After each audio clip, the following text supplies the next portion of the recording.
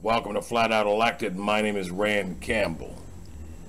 Ay, ay, ay, ay, ay. You know, the more you think about the deceptions of this world and, you know, all the crazy things that we were just completely and totally oblivious to for the larger part of our lives, the more you realize how important truth is. Because there's a lot of people in this world that they cling to these deceptions. They become accustomed and conditioned to being lied to, and they, you know, you've heard the phrase, you know, people that lie over and over and over and over begin to believe their own lies. While the truth can also be said that repetitiveness is the mother of all learning.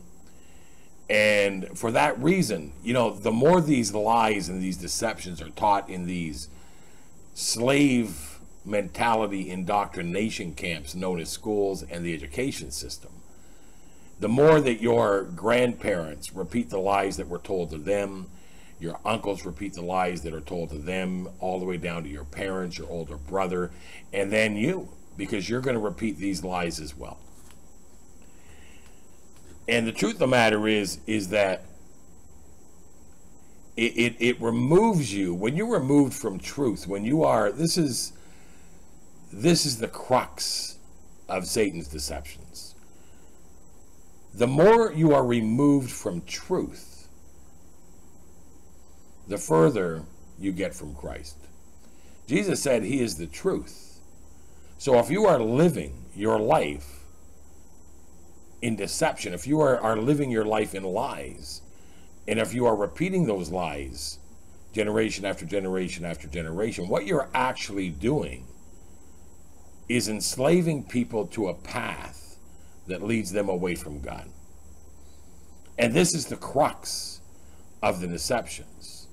Because if Jesus Christ is the truth, of which I thoroughly believe he is, then it would make perfect sense that to live a lie would remove you from the truth, of which this world has only ever known one truth, and that truth is Jesus Christ. And I don't only say that because I believe it, I say it because I see the evidence of it.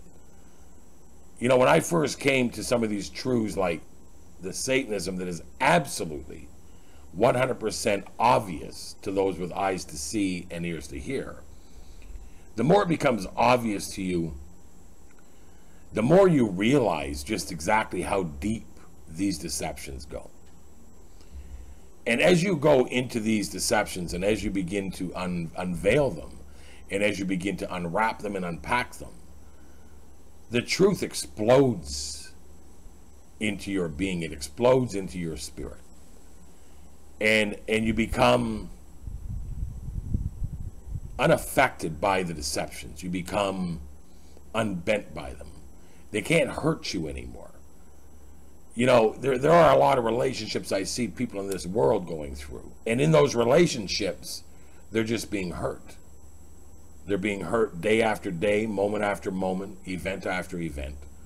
And they get to a point where they're no longer comfortable, or they're no longer okay with being hurt, being beaten. And so they begin to remove themselves from those relationships.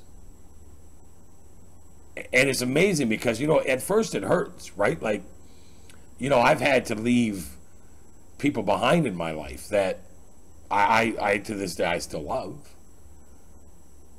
But we weren't evenly yoked, and in Scripture it says to be evenly yoked. And this is key. You listen to what I'm telling you. This is absolutely key to relationships. Being evenly yoked means that two oxen have the yokes in their mouths, and as they're pulling the cart, they have to be evenly yoked in that they are pulling at the same strength and in the same direction. Because if they're not, the cart's going to tip or they're going to go in the ditch. Let me say that again. They have to be pulling at the same strength and in the same direction. Otherwise, they cannot be in relationship to the journey. They cannot reach the destination. And journeys are about the destination. They're about getting somewhere. And so if you have people in your life that you're just simply unevenly yoked with, The journey is going to be treacherous. It's going to be toxic. It's going to be very hard to get through the journey with someone that is unevenly yoked. It's just that simple. And these relationships we have individually, most relationships today that I see or that I observe, I can see the intent. I can watch and I can listen and I can pay attention and I can take mental notes and I can analyze that a lot of people are in these relationships where they simply are unevenly yoked. And somehow they're able to survive, but not for long. Because eventually, after the cart tips 20, 30, 40, 50 times throughout a 5, 10, 15-year relationship, eventually somebody, one of the two gets tired of it. One of the two decides that the effort isn't producing the fruit necessary to continue, because they get this desire, they get this craving, this want to see more, to learn more, to enjoy this information that we're receiving in today's world. And that's why in the truth movement, and more so in the Christianity truth movement, you're seeing more and more where people are leaving the church, which is a relationship. You are seeing people leave family members or be excommunicated from families. You're seeing relationships end. But it says in the Bible that mothers will fight daughters and fathers will fight sons, brothers will fight brothers. We're absolutely 100% in those days. And if you have eyes to see and you really take a look and you just close off the world and your relationship to this world and seek God in a deeper way and read Scripture in a deeper way and trust God. Trust that He means what He says. He doesn't mince His words.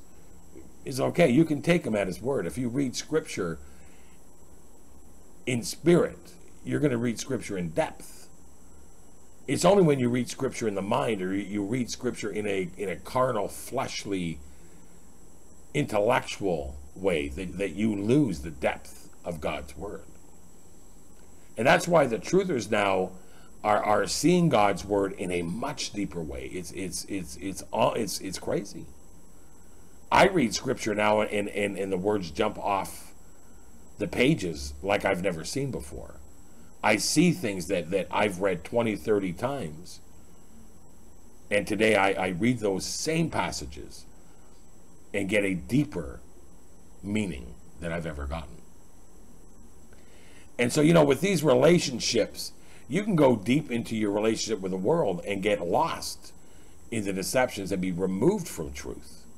And that's what we're seeing in today's world. We're seeing a plethora of people that are they're so indoctrinated, they're so in love with what they think they've achieved in the world, whether it be materialistic or whether it be intellectual, whether it be relationships, materialistic, whatever it is, you just see them, they're so self-accomplished, they're so prideful in what they think they've achieved in a world without even knowing that this world can only provide deception.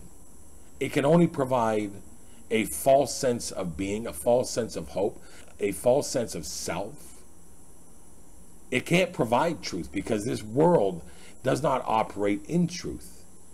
And the deeper you get into God, the deeper you get into Christ, the deeper you get into truth, the further away you get from your desires of the flesh.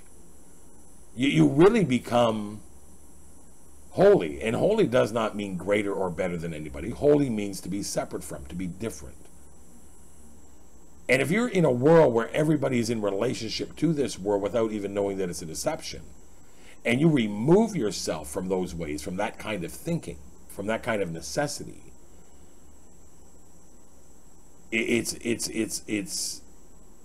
arguably the greatest thing you can do. To be separate from this world is the greatest thing you can do. It is incredible when you start to experience the depths of God, the depths of truth, and the depths of self, because you are not who this world has made you to be. You are made in the image of God. Do you really believe that God looks anything like this world?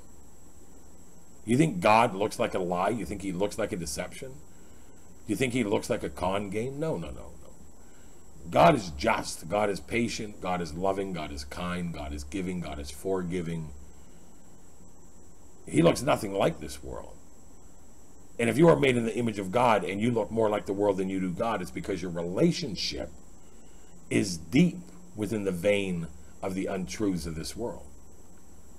But when you get closer to God and remove yourself from the untruths of this world, of which you become a partner to, you partner to this world. When you're looking to receive the things of the world, when you're looking to accomplish, when you have an ambitious mind